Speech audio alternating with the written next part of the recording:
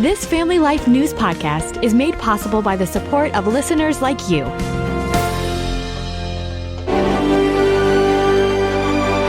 Welcome back to another edition of Hometown Heroes on Family Life. I'm Mark Webster, and this is part 3 of our conversation with Central American missionaries Peter and Tyanne Jurka as they look back on over 30 years of miracles serving in Honduras. That includes starting a school called the Honors Academy. Honors Academy we started because so we had the building and we had our paperwork through the government, and they gave us our first 11 or 12 children. 12, and then we added to it. Till altogether it was 21. We had these kids, and we had a couple who were coming to take care of them. We had it all prepared. They spoke some Spanish, and everything was all set. After 2 weeks of taking care of the children, they said, no, we can't do this. We're leaving. It's just too much for them. Yeah. Well, Tara and John had a little baby, our oldest blood granddaughter, Gracie, and she was only like 5 months old. They had only been married less than 2 years, had this 5-month-old baby, but they were living and working in our ministry and living in the apartment upstairs in an empty building.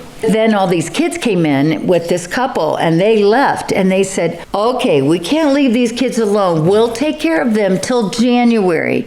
Will you get somebody by January? And we said, yeah, we'll look for someone. Well, after a few weeks, they fell in love with the kids, and they said, God told us to raise them.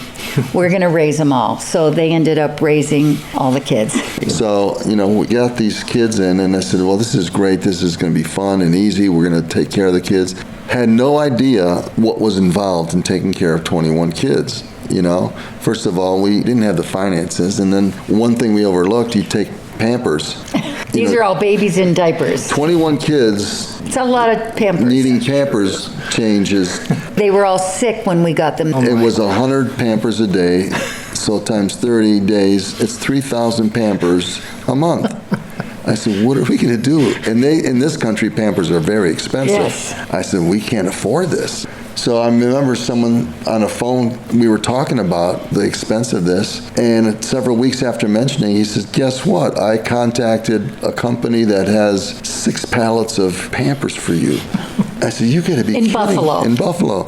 So he shipped them down there, and we had, Pampers take us through those Pamper stages. Literally, Annie said baby beds and baby cups and baby bottles. We had enough to take care of them the whole time. And that's kind of like how every step along the way, it's been. When we're obedient to what God calls us, the provisions flow. And that's how it seems it happens. We've been blessed. You've seen this over and over and over again. We really have. Talk to me, your spiritual growth through this decade of just trusting and trusting and trusting. Well, our faith was strong when we started. It had to be to drive from Buffalo, New York, all the way down and not even speak Spanish. But it's grown as our love for Jesus has grown, and as we've had to depend on Him through so many things. We've been through multiple situations, as everyone has. Just raising all these kids was such a chore for my daughter and son-in-law and we as grandparents, but just trusting Him. Okay, God, you got this.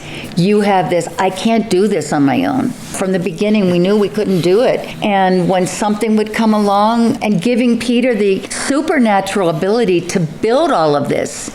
He wasn't a builder before we came, but God helped him to build the school, the church, which became the school, a home for teachers and teams and for all these kids. It was supernatural from God. So it's learning that Jesus never fails. When He speaks to you, you just step out in faith and believe Him. And the more you believe for, the more He gives and the more He does. So we can say, well, once I see all of this, God, I'll do it. Or we can say, you spoke, I'm going to do it. I don't see it, but I'm going to trust you. And we can say from this end of the deal, it works.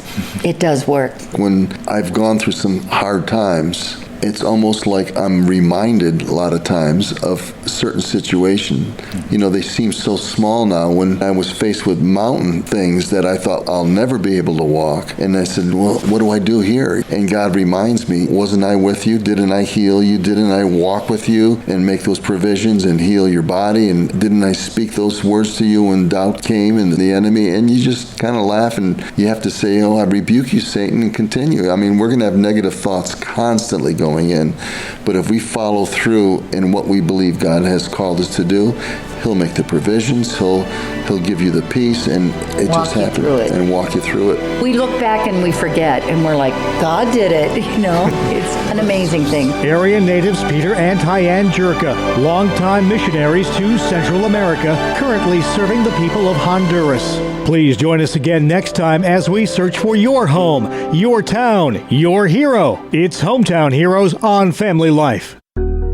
Thank you for listening to this Family Life News podcast.